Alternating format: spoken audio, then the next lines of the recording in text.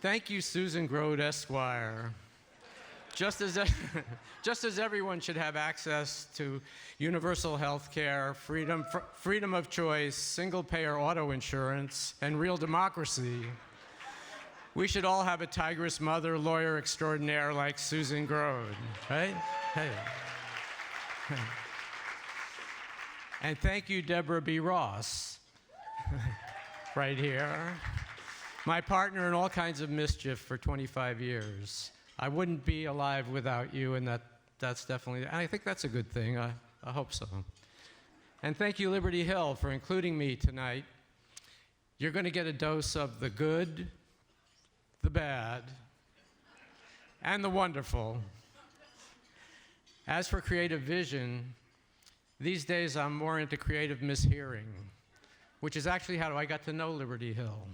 Back in the day, our pal, yours and mine, Harry Shearer, invited us to come to an event where he was being honored. Something about liberty is ill. Well, that sounded like the truth, so we went. But sadly, all through the long inspirational ceremonies, it'll be shorter tonight, I promise you, if I ever get off the stage, I got more and more distracted by a framed portrait on stage. I kept wondering why, if this totally cool organization was so determined to commission a bad portrait of Harry, it didn't just ask me. I had no idea it was Arnold Mesh's fine portrait of Upton Sinclair. What did I know? That's a paradigm example of my celebrated so-called creative vision. For those of you who don't know me, you may have guessed I was raised in New York. My mom and dad were union organizers, so I got my politics with my Cheerios. Woo! Hey, for something. I landed in the Haight-Ashbury in 1963 before it was the Haight. So I've been cursed with socialist and love generation values.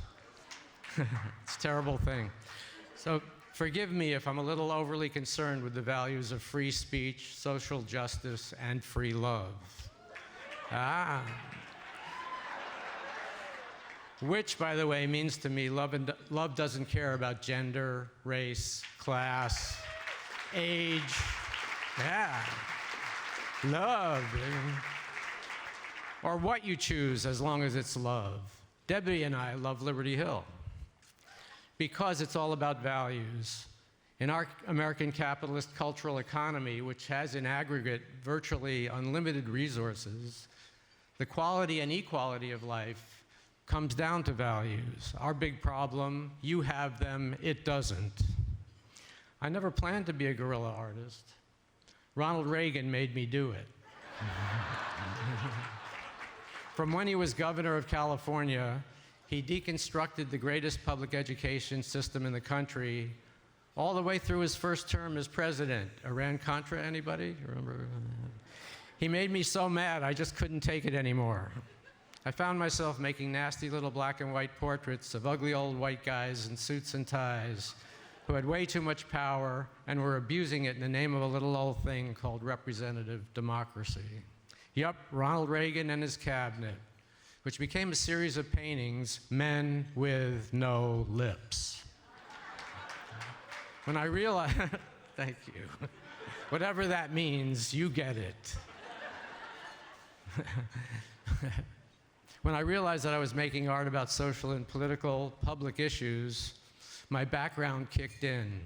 All that stuff at breakfast and the dinner table about union organizing and the rights of the people, Robbie, the people.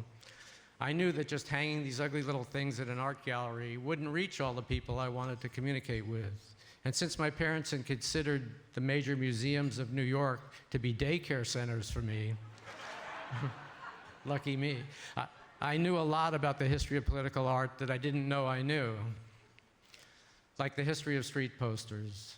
But I wanted to make art, not propaganda. I certainly didn't want to be telling anybody what to think. That was the problem in the first place. Maybe I could surprise and tickle regular people on the streets into just thinking along with me about social and political issues, which is probably where all my New York wise guy so-called humor comes in. You know, the bad puns, the mangled syntax, that kind of thing. I picked 4 of the little paintings, added the title to the series, Men with No Lips, and got them made into a bunch of street posters. Then I pulled the old Tom Sawyer Huck Finn trick on my best friend.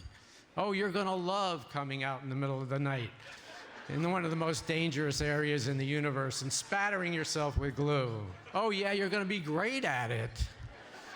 It's mischief for a good cause, cathartic, sexy. And by the way, for you kids out there, it's a good first date. Kind of like guerrilla speed dating. And oh yeah, it's just a little bit illegal. But you get busted and to practice proper, Robbie's rules of proper guerrilla etiquette, you'll have a hands-on educational experience in our great justice system from the point of enforcement on up to a chat with a real live judge about the First Amendment. And you might even get Susan Grode. The pleasures of cultural guerrilla warfare. One thing I knew, that if we got enough posters up around town, Angelenos would see them. Angelenos, you, us, are the greatest surface semioticians in the world. They can look you up and down, check out your clothes, your brand of sunglasses, the model and make of your car, your vanity plates, your choice of cell phone.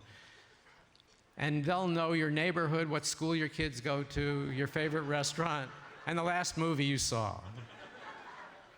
What I didn't know, and this totally surprised me, was how many wonderful people shared my concerns, more or less, and were willing to help. Thousands of people. Many of you are in this room tonight. You know who you are. Well, there's glue on your hands. May 20th, by the way, will be out again. Yay. So values. Let's talk real politics, big-time societal values. Right now, the U.S. has the material resources to ensure the quality of life and the equality of life for every person on the planet. So I'd say the federal budget is a big-time signifier of our national values. How about if we just switched our government's defense budget with its health, education, and welfare budgets? Yeah.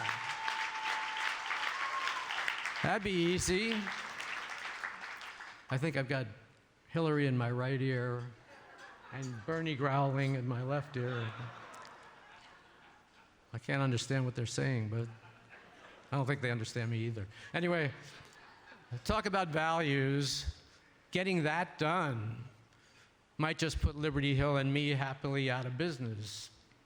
Yay for us. Except for 1 or 2 little problems. Donald J. Trump. Ted Cruz. Ooze. The Republican Party. A bunch of Democrats. Present company accepted. Yeah, I know. Global corporations, big pharmaceuticals, giant investment banks, and fossil fuels. Talk about unfree love. We're getting screwed. But oi, honey, not tonight. I have a headache. I'm going to take 2 Liberty Hills pills and call you in the morning. Tomorrow, we still have a little work to do. Thank you so very, very much.